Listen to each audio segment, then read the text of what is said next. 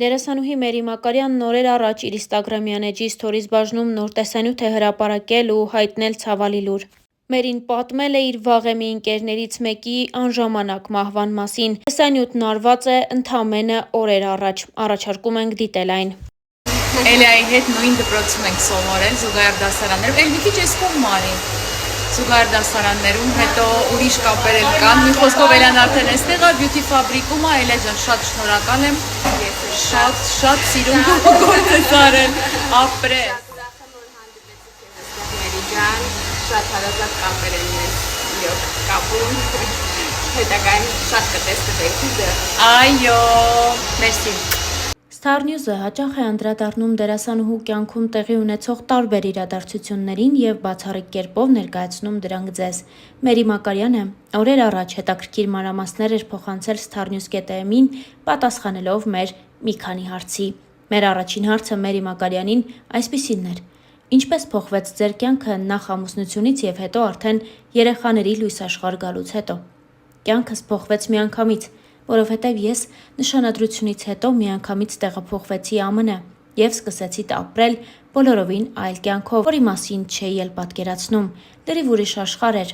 օտար մարդիկ, բացի իհարկե նորաստեղծ ընտանիքիցս։ Ամեն բան լրիվ ուրիշ էր, որի հետ շատ դժվար էր համակերպվելը և որի համար թերևս հարկավոր էին տարիներ, բայց որ փոխվեց ու ավելի հանգիստ, լռակյաց ու նստակյաց կյանքով սկսեցի ապրել, դա հաստատ է։ Ինչին էլ ես տարիներ շարունակ ձգտում էի։ Իսկ երեխաներից հետո ամեն բան այլ ուղղությամբ փոխվեց, որովհետև սա արդեն լրիվ ուրիշ կյանք է։ Դու սկսում ես ապրել երեխաների առօրյայով, երեխաների համար և ինչպես նրանց է հարմար։ Դրա համար իմ տեսակի մայրիկի համար մի փոքր սեփական կյանքը երկրորդ պլան է մղվում, եթե ոչ երրորդ կամ էլ չորրորդ, որովհետև պատասխանատվությունն այնքան շատ է, որ պիտի դուրս գաս այդ հոգսերի տակից։ Միևնույն ժամանակ այնքան սեր ու ջերմություն եմ ստանում երեխաներից, որ այդ հոգսերը և հոգնածությունը դառնում են առ ոչինչ, և ես երեկոյան երեխաներիս գրկելով մոռանում եմ ամեն բան։ Ուզում ես ամեն բան հասցնել, ուզում ես նրանց օրն էլ հագեցած դարձնել, որպեսզի կուշտ լինեն, շնչեն մաքուր օդ, մոտ լինեն հայկական մշակույթին և հայեցի դաստիարակվեն։ Պատասխանել էր Մերի Մակարյանը, և մեր մյուս հարցը այսպիսինն էր. հեշտ է արդյոք ձեր ամուսնու համար ամենացանկալի դերասանուհիներից մեկի կողքին լինելը, չկան արդյոք խանդի փոքրիկ արտահայտումներ։ Մերին պատասխանեց. ամուսինս կարծում եմ գիտի, որ դաշտ է մտել, ինձ նման կին իր կողքին ունենալու համար։ Երևի մտածել է, թե ինչերի հետ պիտի բախվի։ Հիմնականում այդ խանդի փոքր նշանները սկզբից էին, հիմա արդեն լիովին վստահություն կա, ազատություն կա, որը որ ինձ շատ պետք էր։ Սկզբից դա խանգարում էր ինձ, չնայած հասկանում եմ, մենք էլ իրար լավ չէինք ճանաչում։ Սկզբնական փուլը ծանոթանալու, մտերմանալու և իրար հասկանալու շրջան էր, հիմա արդեն այդ շրջանը փառք Աստծո անցել է և ամեն բան շատ լավ է և ամենակարևորը, ամեն ինչ չափի մեջ է, անկեղծացել էր Մերին։ Հաճախ եք խոսում ձեր անսահման կարոտի մասին Հայաստանի նկատմամբ։ Որն է ամենաջերմ հիշողությունը հայրենիքից և ինչն եք առավել կարոտում։ Այո, հաճախ եմ խոսում Հայաստանի մասին, բայց չեմ կարողանում առանձնացնել որևէ բան Հայաստանից։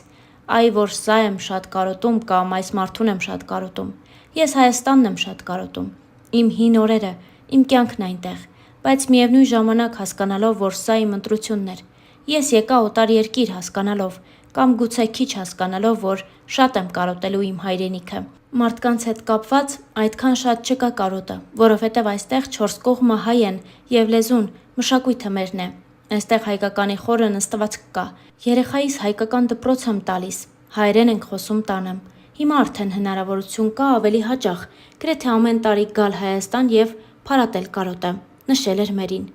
Արդյոք կան ձեր ընտանիքում սովորություններ և ավանդույթներ, որոնք շատ հատուկ են Հայաստանին։ Ինչպես արդեն նշեցի, տանը փորձում ենք ամեն բան անել, որպեսզի հայերենը, լեզուն և խոսքը չվերանան։ Իմ ստեղծած ընտանիքը շատ ավանդական հայկական ընտանիք է։ Ամուսինս և ես կողմ ենք, որ մեր տանը իշխի հայոց հոգին և գրեթե ոչինչ էլ չենք անում դրա համար, որովհետև այդպես էլ կա։ Ինձ թվում է դրա համար պետք չէ հատուկ որևէ բան անել, նշեց Մերին։ Մեր հաջորդ հարցը այսպիսինն էր. ո՞րն է ձեր մասին լսած ամենազավեշտալի և անհիմն լուրը։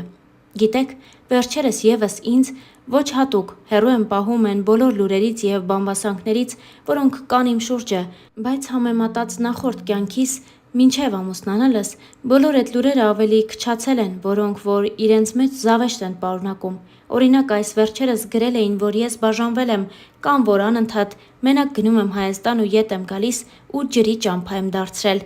Star News-ի հետ զրույցում անկեղծացել էր Մերի Մակարյանը։ Հիշեցնենք նաև, որ Մերի Մակարյանը ամիսներ առաջ Հայաստանում էր եւ իր այցի վերջին օրը Մերին անկեղծ ու հուզիչ հրապարակում էր արել խոսելով իր տպավորությունների եւ իհարկե էմոցիաների մասին։ Star News-ը ձեզ է ներկայացնում նաև Մերի Մակարյանի վերջին հոլովակներից մեկը։ Բարի լույս ընկերներ, երեկվանից հետո շատ հոգնած, մեյքափս մի քանի անգամ նորից մաքրելուց հետո այս տեսքը ունեմ, բոլորը քնած են, ես արթնացել եմ շատ վաղ, չգիտեմ ինչու, եղբորս աղջիկ ասում է, Մերի, երբ ես արթնանում եմ, դու միշտ արթուն կանգնած ես, ասացի բալիկ ջան, դու էլ որ երեխաներ ունենաս, դու էլ կհասկանաս, բայց իրանք քնած են, չգիտեմ ինչի եմ ես արթնանում։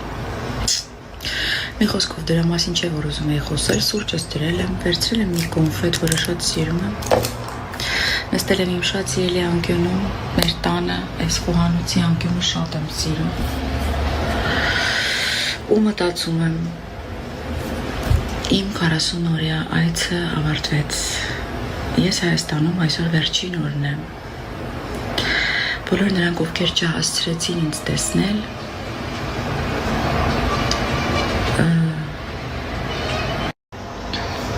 դե հիմա չտեսակ, այ քեզ բան, չուզեցիք չտեսակ։ Այս այցից շատ բան հասկացա, գիտեք, շատ մարդկանց բացահայտեցի։ Մարդիկ, որոնց դու օգնել ես, կողքին ես եղել, ընկերություն ես արել, այսօր քեզ կարուսելում տեսնում փախնում են։ Իսկ մարդ, ով պատրաստ է իր 4 երեխաների հետ գիշերվա միլիոնին քշել հասնել Դիլիջան, որ ուղղակի քեզ տեսնի, այդ տարբերությունը զգում ես մարդկանց։ Որ ասում արժեր հասնել աշխարհի ծայրը, որ այս բառերը հասկանալ։ Հիմա իմն է։ Դե տարբեր են մարդիկ, բայց բոլորն էլ իմն են եղել։ Քաղաքում երկու հայ դիզայներների հետ խոսեցի երեկվա շորիս համար, ուզում էի կարել տալ,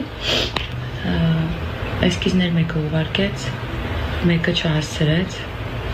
բայց երկուսն էլ ասեցին, հա, կանենք, դու խնդիր չունես, բայց ասենք եթե իրենց հույսին մնայի, տեսակ էլի, մարդկային տեսակ, հիմա ինչ պիտի հագնեի, բայց դե ես հնարամիտ եմ, դիմեցի շորերի վարձույթի սրա, մարդիկ կրկաբաց, ջերմ, միանգամից,